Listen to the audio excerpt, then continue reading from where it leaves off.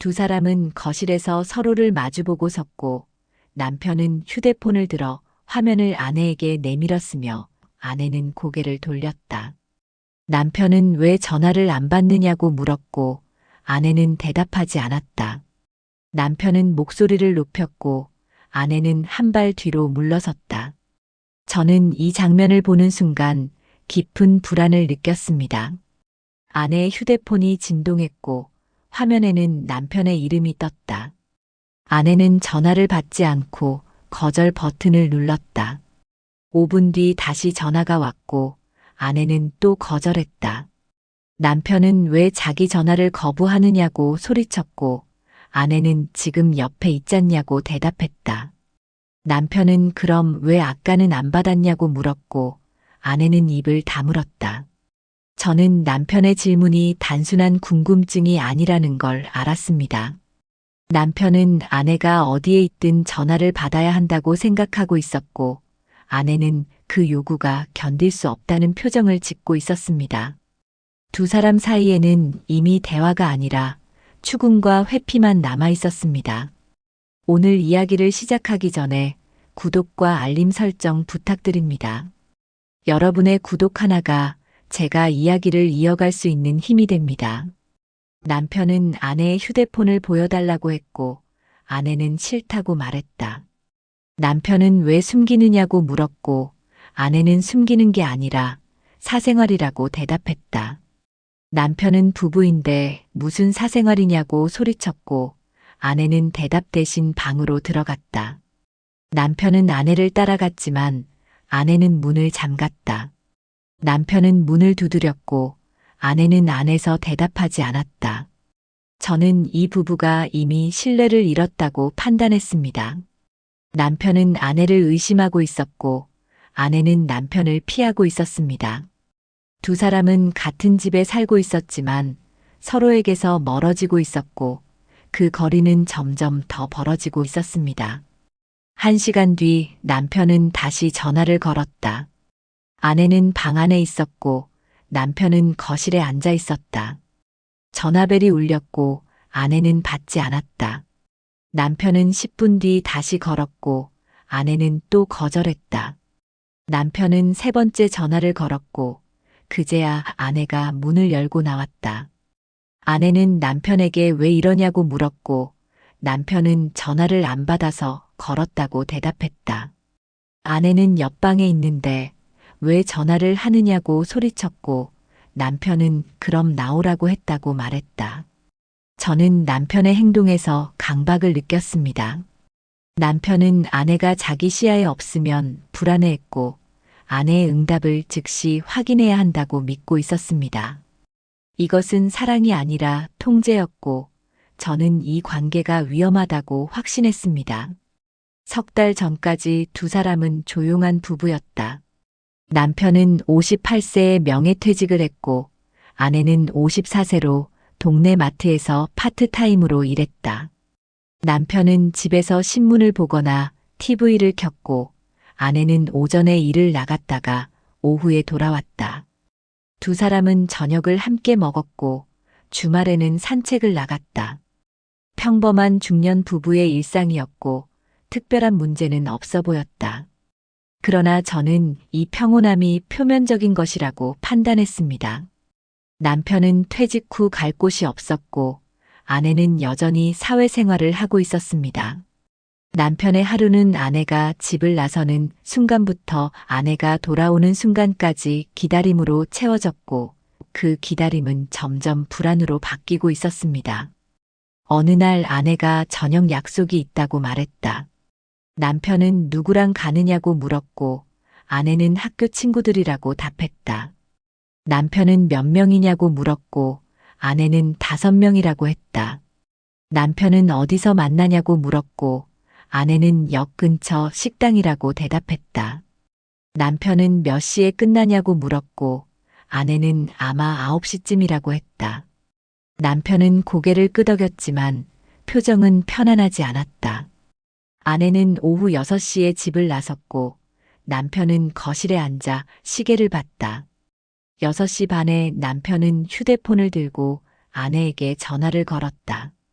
아내는 받았고 남편은 잘 도착했냐고 물었다. 아내는 지금 식당으로 가는 중이라고 답했다. 남편은 알았다고 말하고 전화를 끊었다. 7시에 남편은 다시 전화를 걸었고 아내는 식사 중이라고 짧게 말했다. 남편은 누가 왔냐고 물었고 아내는 친구들 5명 다 왔다고 대답했다. 저는 남편의 질문이 지나치게 구체적이라고 느꼈습니다. 남편은 단순히 안부를 묻는 게 아니라 아내의 상황을 확인하고 있었고 아내의 대답을 검증하려는 태도를 보이고 있었습니다. 이것은 신뢰가 아니라 감시의 시작이었습니다. 8시에 남편은 3번째 전화를 걸었다. 아내는 조금 짜증 섞인 목소리로 아직 식사 중이라고 말했다. 남편은 언제 끝나냐고 물었고 아내는 곧 끝난다고 대답했다. 남편은 집에 언제 오냐고 물었고 아내는 9시쯤 출발할 것 같다고 했다. 남편은 알았다고 말했지만 전화를 끊지 않고 잠시 침묵했다. 아내는 먼저 끊었고 남편은 휴대폰을 내려놓았다. 9시 반에 아내가 집에 돌아왔고 남편은 현관에서 기다리고 있었다. 남편은 늦었다고 말했고 아내는 9시에 출발했다고 대답했다. 남편은 왜 전화를 안 받았냐고 물었고 아내는 전화 온 거 몰랐다고 했다. 남편은 2번 걸었다고 말했고 아내는 휴대폰을 확인했다. 부재중 전화 2통이 찍혀 있었고 아내는 미안하다고 말했다. 그러나 남편의 표정은 풀리지 않았다. 저는 이날부터 남편의 집착이 본격적으로 시작되었다고 판단했습니다. 남편은 아내가 자기 통제를 벗어나는 것을 견디지 못했고 아내의 모든 행동을 보고받아야 안심했습니다. 이것은 부부 관계가 아니라 감독과 피감독자의 관계였습니다. 그 이후로 아내가 외출하면 남편은 반드시 전화를 걸었다. 처음에는 30분마다 한 번씩이었고 나중에는 20분마다 한 번씩이었다. 아내는 처음엔 받았지만 점점 피곤해졌다. 남편은 매번 같은 질문을 했고 아내는 같은 대답을 반복했다. 지금 어디냐, 누구랑 있냐, 언제 오냐. 아내는 어느 날 휴대폰을 확인했고 통화 기록이 28통이었다. 모두 남편의 전화였고 아내는 그중 18통을 받았다. 나머지 10통은 아내가 일하는 중이거나 화장실에 있을 때였다. 남편은 아내가 전화를 받지 않으면 문자를 보냈고 문자에는 왜 안 받느냐는 내용이 적혀 있었다. 저는 이 통화 기록을 보고 경악했습니다. 남편은 아내를 감시하고 있었고 아내는 그 감시를 견디며 살고 있었습니다. 이것은 정상적인 부부 관계가 아니었고 아내는 이미 지쳐 있었습니다. 아내는 남편에게 전화를 좀 줄여달라고 말했다. 남편은 왜 그러냐고 물었고 아내는 일할 때 계속 전화 오면 곤란하다고 대답했다. 남편은 그럼 점심시간에만 받으라고 했고 아내는 그것도 부담스럽다고 말했다. 남편은 화를 냈고 아내는 입을 다물었다. 남편은 자기가 걱정돼서 전화하는데 그것도 싫으냐고 소리쳤고 아내는 걱정은 고맙지만 너무 자주 전화하면 힘들다고 대답했다. 남편은 아내의 말을 듣지 않았고 다음 날도 전화를 걸었다. 아내는 전화를 받지 않았고 남편은 더 자주 걸었다. 아내가 한 통을 받지 않으면 남편은 5통을 걸었다. 아내는 결국 모든 전화를 받게 되었고 남편은 그제야 만족했다. 어느 날 아내는 친구와 카페에 앉아 있었고 남편의 전화가 왔다. 아내는 받았고 남편은 누구랑 있냐고 물었다. 아내는 친구라고 대답했고 남편은 남자냐 여자냐고 물었다. 아내는 여자라고 했고 남편은 이름이 뭐냐고 물었다. 아내는 당황했고 친구는 아내의 표정을 봤다. 아내는 남편에게 나중에 집에서 얘기하자고 말했고 남편은 지금 말하라고 했다. 아내는 전화를 끊었고 남편은 다시 걸었다. 아내는 받지 않았고 남편은 계속 걸었다. 저는 이 장면을 보고 분노했습니다. 남편은 아내의 사생활을 인정하지 않았고 아내의 모든 관계를 통제하려 했습니다. 아내는 친구를 만나는 것조차 자유롭지 못했고 남편의 감시는 점점 더 심해지고 있었습니다. 아내가 집에 돌아왔을 때 남편은 화가 나 있었다. 남편은 왜 전화를 끊었냐고 물었고 아내는 친구 앞에서 그런 질문을 받으면 창피하다고 대답했다. 남편은 뭐가 창피하냐고 소리쳤고 아내는 남편의 태도가 이상하다고 말했다. 남편은 자기는 이상하지 않다고 했고 아내가 이상하다고 주장했다. 두 사람은 서로 소리를 높였고 대화는 평행선을 그었다. 저는 이 싸움에서 두 사람이 완전히 다른 세계에 살고 있다고 느꼈습니다. 남편은 자기 행동이 정당하다고 믿었고 아내는 남편의 행동이 비정상이라고 생각했습니다. 둘 중 누구도 상대의 입장을 이해하지 못했고 간극은 점점 더 벌어지고 있었습니다. 일주일 뒤 남편은 아내에게 위치 공유를 요구했다. 남편은 그러면 전화를 덜 해도 된다고 말했고 아내는 거부했다. 남편은 왜 안 되냐고 물었고 아내는 감시당하는 것 같아서 싫다고 대답했다. 남편은 감시가 아니라 안전 때문이라고 주장했고 아내는 그럴 필요 없다고 말했다. 남편은 화를 냈고 아내는 자리를 떠났다. 그날 밤 남편은 아내의 가방을 뒤졌다. 아내는 샤워 중이었고 남편은 거실에서 가방 안을 확인했다. 영수증 몇 장이 나왔고 남편은 하나씩 펼쳐봤다.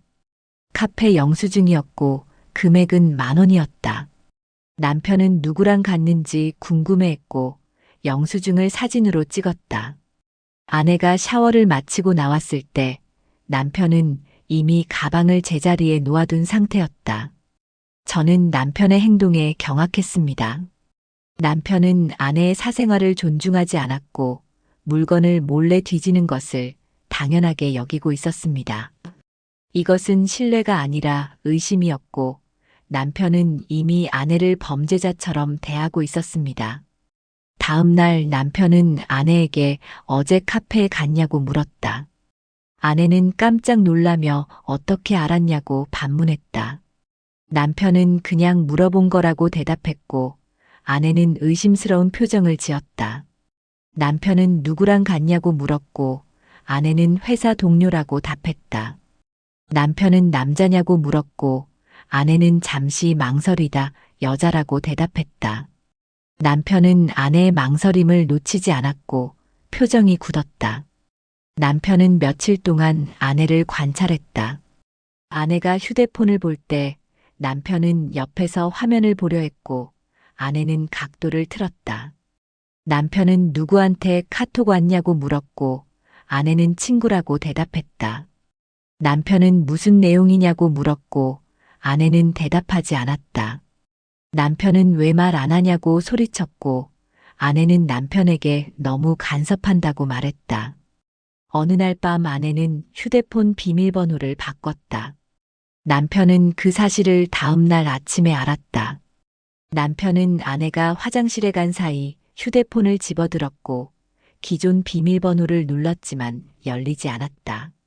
남편은 당황했고 다시 눌러봤지만 역시 열리지 않았다. 아내가 나왔을 때 남편은 휴대폰을 제자리에 놓았고 아무 말도 하지 않았다. 저는 남편이 아내의 휴대폰을 몰래 열어본 적이 있다는 사실을 확신했습니다. 남편의 당황은 그것을 증명했고 아내가 비밀번호를 바꾼 이유도 명확했습니다. 두 사람은 이미 서로를 신뢰하지 않았고 관계는 감시와 회피로 점철되어 있었습니다. 남편은 며칠 뒤 아내의 회사로 찾아갔다. 아내는 퇴근 시간에 건물 앞에서 남편을 발견했고 깜짝 놀랐다. 남편은 마중 나왔다고 말했고 아내는 왜 갑자기 왔냐고 물었다. 남편은 그냥 보고 싶어서 왔다고 대답했지만 눈은 아내 주변을 살피고 있었다. 아내는 남편과 함께 집으로 향했고 남편은 회사 사람들 중에 아는 사람이 있냐고 물었다. 아내는 없다고 대답했고 남편은 고개를 끄덕였다. 저는 남편의 방문이 마중이 아니라 감시라고 판단했습니다. 남편은 아내가 누구와 퇴근하는지 확인하고 싶었고 아내 주변 사람들을 관찰하고 싶었습니다. 남편의 집착은 이제 집 밖으로까지 확장되었고 아내는 더 이상 숨을 곳이 없었습니다. 아내는 실제로 남자 동료와 자주 점심을 먹었다. 동료는 40대 중반이었고 아내보다 1살 많았다. 두 사람은 같은 부서에서 일했고 점심시간에 자연스럽게 함께 식사하게 되었다. 동료는 아내에게 친절했고 아내의 이야기를 잘 들어줬다. 아내는 동료와 대화하는 시간이 편안했고 남편에게는 말하지 않았다. 남편은 아내의 SNS를 몰래 확인했다. 아내는 비공개 계정이었지만 남편은 아내의 친구 목록에 들어가 있었다. 남편은 아내가 올린 사진들을 하나씩 봤고 회사 회식 사진을 발견했다. 사진 속에는 아내와 남자 동료가 나란히 앉아 있었고 두 사람은 웃고 있었다. 남편은 사진을 확대했고 동료의 얼굴을 기억했다. 저는 아내가 사실을 숨긴 것에 실망했습니다. 아내는 남편에게 동료와 점심을 먹는다고 말하지 않았고 SNS에는 사진을 올렸습니다. 아내의 거짓말은 남편의 의심을 정당화시켰고 관계는 더욱 악화되고 있었습니다. 다음 날 남편은 아내에게 사진 속 남자가 누구냐고 물었다. 아내는 깜짝 놀라며 어떤 사진이냐고 반문했다.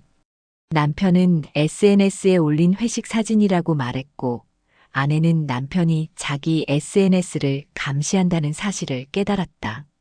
아내는 그냥 회사 동료라고 대답했고 남편은 이름이 뭐냐고 물었다. 아내는 대답하지 않았고 남편은 왜 말 안 하냐고 소리쳤다. 남편은 아내에게 그 남자와 점심을 먹냐고 추궁했다. 아내는 가끔 먹는다고 대답했고 남편은 왜 말하지 않았냐고 물었다. 아내는 말할 필요가 없다고 생각했다고 답했고 남편은 그게 말이 되냐고 소리쳤다. 아내는 남편이 오해할까봐 말 안 했다고 했고 남편은 오해가 아니라 사실 아니냐고 반박했다. 저는 두 사람이 모두 잘못했다고 판단했습니다. 아내는 투명하지 않았고 남편은 과도하게 반응했습니다. 아내의 회피는 남편의 집착을 키웠고 남편의 집착은 아내의 거짓말을 만들었습니다. 두 사람은 서로를 망가뜨리고 있었습니다. 남편은 그날부터 아내에게 그 남자와 점심 먹지 말라고 요구했다. 아내는 거부했고 남편은 화를 냈다.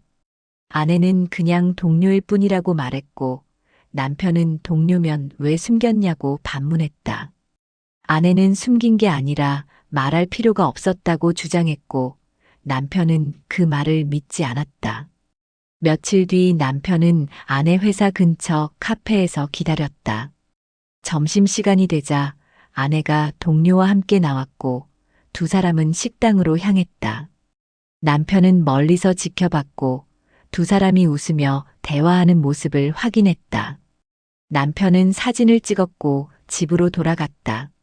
저녁에 남편은 아내에게 사진을 보여줬다. 아내는 당황했고 남편은 이게 뭐냐고 물었다. 아내는 점심 먹는 거라고 대답했고 남편은 왜 거짓말했냐고 소리쳤다. 아내는 거짓말 안 했다고 주장했지만 남편은 듣지 않았다. 남편은 아내에게 그 남자와 관계를 끊으라고 요구했고 아내는 거부했다. 두 사람은 밤새 싸웠고 결론은 나지 않았다. 저는 남편이 아내를 미행했다는 사실에 충격을 받았습니다. 남편의 집착은 이제 범죄 수준에 가까워졌고 아내는 더 이상 자유가 없었습니다. 두 사람의 관계는 이미 회복 불가능한 지점까지 왔고 저는 이 결혼이 파국으로 치달을 것이라고 확신했습니다. 남편은 아내를 본격적으로 의심하기 시작했다. 아내가 샤워를 하면 남편은 거실에서 아내의 가방을 뒤졌고 휴대폰이 책상 위에 있으면 남편은 들여다보려 했다. 아내는 남편의 시선을 느꼈고 모든 물건을 방 안으로 가져갔다. 남편은 더 의심했고 아내는 더 숨겼다. 어느 날 남편은 아내에게 휴대폰을 보여달라고 요구했다. 아내는 거부했고 남편은 왜 못 보여주냐고 소리쳤다. 아내는 사생활이라고 대답했고 남편은 부부인데 무슨 사생활이냐고 반박했다. 아내는 남편도 자기 휴대폰을 안 보여준다고 말했고 남편은 자기는 숨길 게 없다고 주장했다. 아내는 나도 없다고 대답했지만 남편은 믿지 않았다. 저는 두 사람이 이미 전쟁 중이라고 판단했습니다. 남편은 아내를 범죄자처럼 대했고 아내는 남편을 피하며 살았습니다. 두 사람은 같은 집에서 서로를 감시하고 회피하는 관계가 되었고 부부라는 이름만 남아 있었습니다. 남편은 아내의 출퇴근 시간을 체크하기 시작했다. 아내가 평소보다 10분 늦게 오면 남편은 왜 늦었냐고 물었다. 아내는 버스가 안 와서 늦었다고 대답했지만 남편은 의심스러운 표정을 지었다. 남편은 아내에게 회사에서 바로 집으로 오라고 요구했고 아내는 가끔 장을 보고 온다고 말했다. 남편은 그럼 미리 말하라고 했고 아내는 왜 보고해야 하냐고 반문했다. 남편은 어느 날 아내 회사에 전화를 걸었다. 남편은 대표번호로 전화해서 아내를 바꿔달라고 했고 직원은 아내를 찾았다. 아내는 전화를 받았고 남편은 지금 뭐 하냐고 물었다. 아내는 일하고 있다고 대답했고 남편은 누가 옆에 있냐고 물었다. 아내는 동료들이라고 답했고 남편은 그 남자도 있냐고 물었다. 아내는 전화를 끊었고 남편은 다시 걸었지만 아내는 받지 않았다. 저는 남편이 아내의 직장에까지 전화한 것에 분노했습니다. 남편은 아내의 업무를 방해했고 아내를 창피하게 만들었습니다.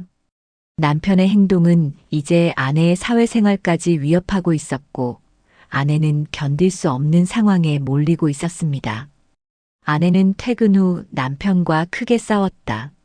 아내는 남편에게 회사에 전화하지 말라고 소리쳤고 남편은 자기가 왜 전화하면 안 되냐고 반박했다.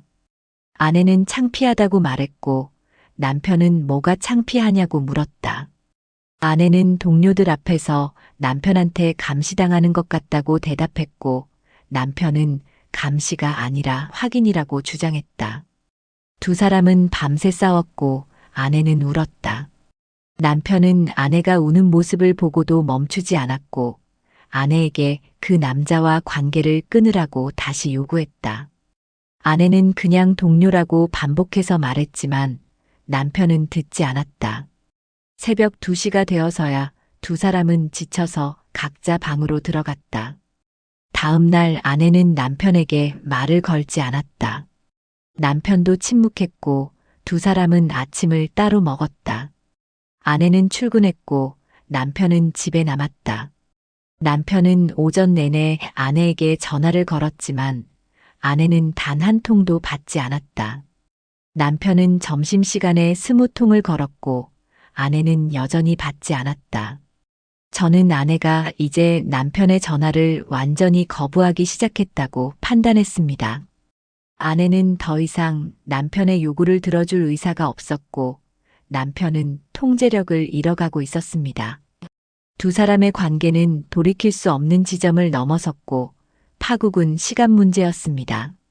남편에게는 아내가 모르는 과거가 있었다. 남편은 15년 전 첫 번째 부인과 이혼했다. 이혼 사유는 부인의 외도였고 남편은 그 상처를 혼자 삼켰다. 남편은 재혼하면서 그 과거를 아내에게 말하지 않았다. 남편은 단지 이혼 경력이 있다고만 말했고 사유는 성격 차이라고 둘러댔다.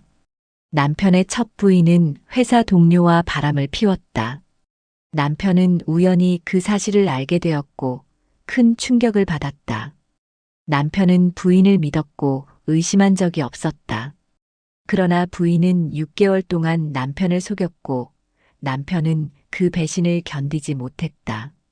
이혼 후 남편은 여자를 믿지 못하게 되었고 재혼 후에도 그 불안은 사라지지 않았다.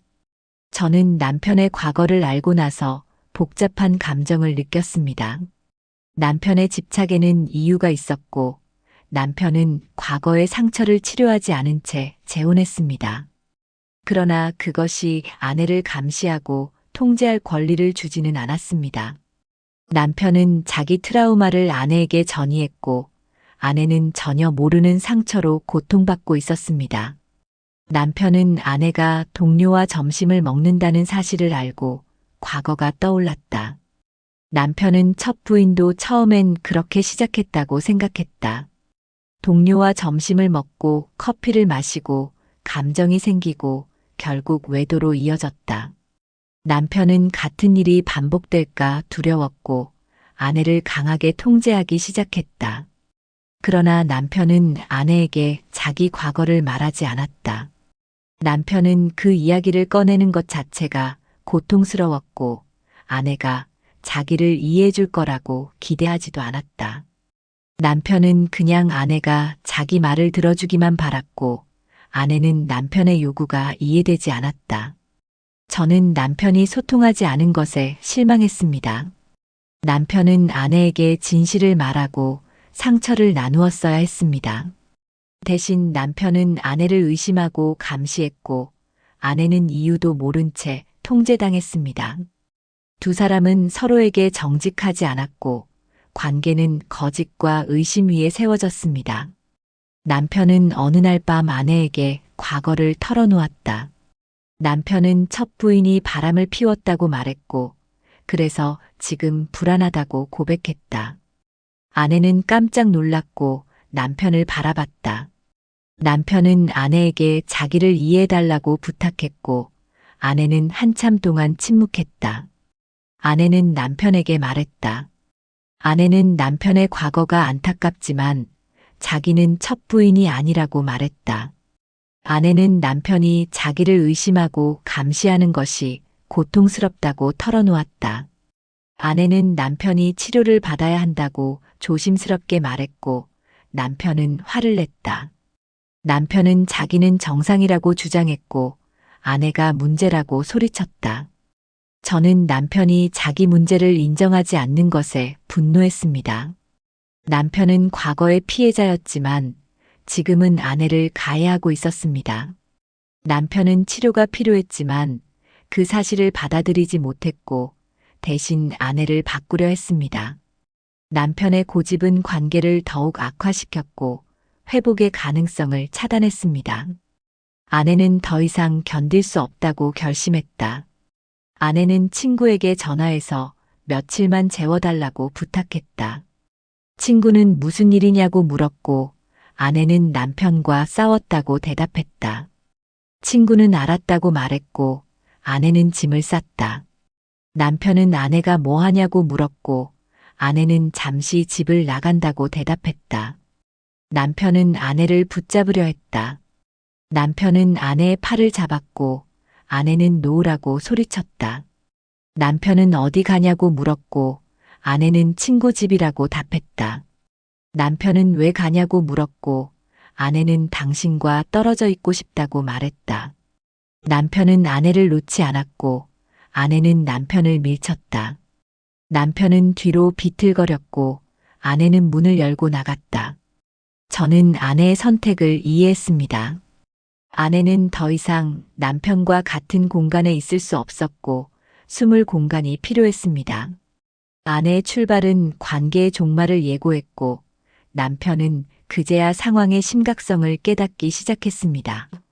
아내는 친구 집에 도착했고 친구는 아내를 맞이했다. 아내는 친구에게 사정을 설명했고 친구는 아내의 이야기를 들었다. 친구는 남편의 행동이 이상하다고 말했고 아내는 고개를 끄덕였다. 아내는 이혼을 생각하고 있다고 털어놓았고 친구는 신중하게 결정하라고 조언했다. 남편은 아내가 나간 후 계속 전화를 걸었다. 첫 시간에 10통을 걸었고 아내는 모두 거절했다. 두 번째 시간에 남편은 20통을 걸었고 아내는 여전히 받지 않았다. 세 번째 시간에 남편은 30통을 걸었고 아내는 전화번호를 차단했다. 남편은 아내 친구의 번호를 알아냈다. 남편은 인터넷에서 아내 친구의 정보를 검색했고 연락처를 찾았다. 남편은 친구에게 전화를 걸었고 친구는 받았다. 남편은 아내를 바꿔달라고 요구했고 친구는 거부했다. 남편은 자기가 남편이라고 소리쳤고 친구는 아내가 만나고 싶지 않다고 전했다. 남편은 전화를 끊었고 다시 걸었다. 친구는 남편의 번호도 차단했다. 저는 남편의 집착이 이제 범죄 수준이라고 확신했습니다. 남편은 아내를 놓아주지 않았고 아내 주변 사람들까지 괴롭히기 시작했습니다. 남편은 자기 행동이 아내를 더 멀어지게 만든다는 사실을 이해하지 못했고 집착은 통제 불능 상태가 되었습니다. 다음 날 남편은 친구 집 앞에서 기다렸다. 남편은 아내가 나올 거라고 생각했고 새벽부터 건물 입구에 서 있었다. 오전 9시에 아내가 나왔고 남편을 발견했다. 아내는 깜짝 놀라 뒤로 물러섰고 남편은 다가갔다. 아내는 남편에게 가지 말라고 소리쳤고 남편은 이야기 좀 하자고 말했다. 아내는 휴대폰을 꺼내 경찰에 신고하겠다고 말했다. 남편은 당황했고 한 발 물러섰다. 아내는 남편에게 다시는 자기를 찾지 말라고 경고했고 남편은 대답하지 않았다. 친구가 아래로 내려왔고 남편을 봤다. 친구는 남편에게 가라고 말했고 남편은 움직이지 않았다. 친구는 경찰을 부르겠다고 말했고 남편은 그제야 돌아섰다. 저는 이 상황이 얼마나 위험한지 깨달았습니다. 남편은 아내를 스토킹하고 있었고 아내는 신변의 위협을 느끼고 있었습니다. 관계는 이미 끝났고 남편은 그 사실을 받아들이지 못하고 있었습니다. 저는 이 부부가 법적 개입 없이는 분리될 수 없다고 판단했습니다. 아내는 변호사를 만났다.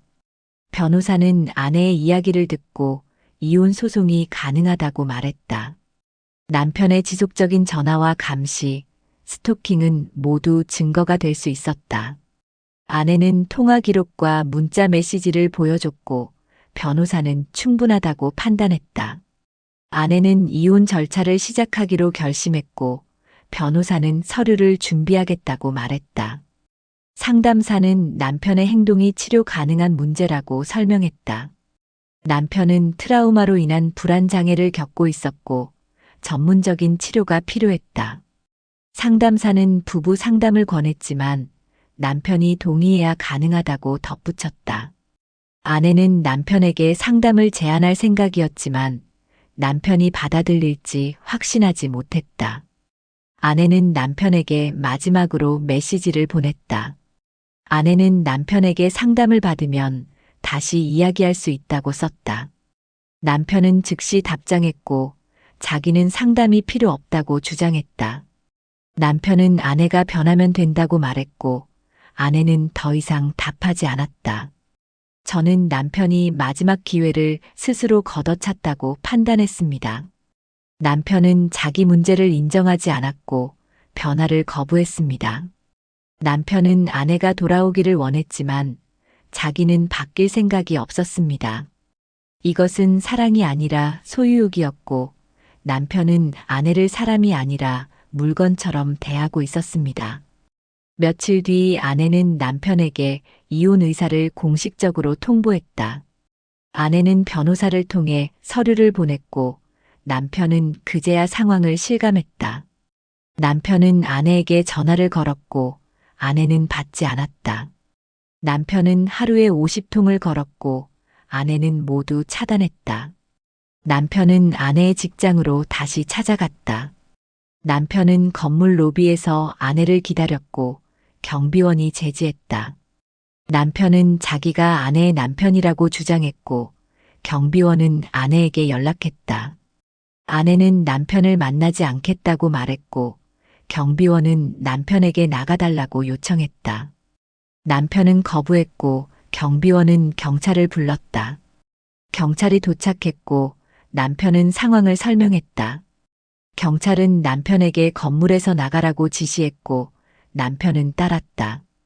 경찰은 남편에게 아내를 더 이상 괴롭히면 법적 조치를 받을 수 있다고 경고했다.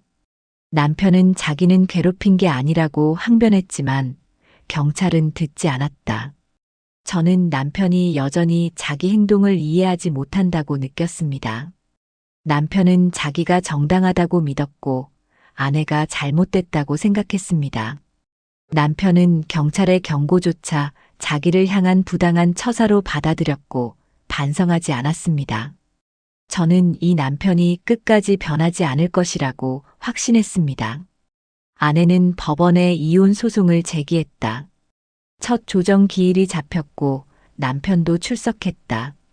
조정위원은 두 사람에게 합의 가능성을 물었고 아내는 불가능하다고 답했다. 남편은 아내를 설득하려 했고 아내는 남편의 말을 듣지 않았다. 조정은 결렬되었고 재판으로 넘어갔다. 남편은 법정에서도 자기 주장을 굽히지 않았다. 남편은 아내가 동료와 부적절한 관계라고 주장했고 아내는 근거 없는 의심이라고 반박했다. 남편은 증거로 사진을 제출했지만 판사는 그것이 외도의 증거가 되지 않는다고 판단했다. 판사는 오히려 남편의 과도한 전화와 스토킹을 문제 삼았고 남편은 당황했다. 저는 남편이 끝까지 현실을 부정한다고 느꼈습니다. 남편은 자기가 피해자라고 믿었고 아내가 가해자라고 주장했습니다. 그러나 법정은 남편의 편이 아니었고 남편은 자기 집착이 불러온 결과를 마주하고 있었습니다. 이혼이 확정되었다. 판사는 남편의 지속적인 감시와 통제, 스토킹을 이혼 사유로 인정했고 아내에게 이혼을 허락했다. 남편은 항소하지 않았고 판결은 그대로 확정되었다. 아내는 법원을 나서며 깊은 한숨을 쉬었다. 남편은 법원 밖에서 아내를 기다렸다. 남편은 아내에게 다가가 마지막으로 이야기하자고 말했다. 아내는 고개를 저었고 남편은 아내의 팔을 잡으려 했다. 아내는 한 발 물러섰고 남편에게 더 이상 연락하지 말라고 경고했다. 남편은 입을 열려 했지만 아내는 돌아섰다. 아내는 택시를 탔고 남편은 그 뒤를 바라봤다. 아내는 새로운 휴대폰을 개통했다. 번호도 바꿨고 지인들에게만 알렸다. 남편은 새 번호를 알아내려 했지만 실패했다. 남편은 아내의 직장에 전화했지만 직원들은 아내를 바꿔주지 않았다. 남편은 아내 친구들에게 연락했지만 모두 차단당했다. 저는 아내가 드디어 자유를 찾았다고 느꼈습니다. 아내는 더 이상 전화벨에 놀라지 않았고 누군가의 감시 아래 살지 않았습니다. 아내는 혼자였지만 평온했고 그것이 아내가 원했던 삶이었습니다. 남편은 혼자 집에 남았다. 남편은 매일 아내에게 전화를 걸려 했지만 번호는 더 이상 연결되지 않았다. 남편은 아내의 SNS를 확인했지만 아내는 남편을 차단했다. 남편은 아내의 소식을 전혀 알 수 없었고 그 사실이 남편을 괴롭혔다. 남편은 여전히 자기가 틀리지 않았다고 믿었다. 남편은 아내가 언젠가 돌아올 거라고 생각했고 그날을 기다렸다. 그러나 아내는 돌아오지 않았고 남편은 점점 더 외로워졌다. 남편은 상담을 받지 않았고 자기 문제를 인정하지 않았다. 남편은 혼자 남겨졌고 그 이유를 끝까지 이해하지 못했다. 저는 남편이 스스로 이 결말을 만들었다고 판단했습니다. 남편은 치료를 거부했고 변화를 선택하지 않았습니다. 남편은 아내를 사랑한다고 말했지만 실제로는 통제하고 싶었을 뿐이었습니다. 남편은 아내를 잃었고 그 책임은 온전히 남편에게 있었습니다. 이제 그녀는 전화벨 없는 삶을 시작합니다. 그녀는 아침에 눈을 떴을 때 누군가의 전화를 걱정하지 않았고 외출할 때 위치를 보고하지 않았습니다. 그녀는 자기 삶을 되찾았고 그것이 그녀가 원했던 자유였습니다. 이 이야기가 마음에 남으셨다면 댓글 한 줄만 남겨주세요. 구독과 알림 설정은 제가 내일을 버틸 힘이 됩니다.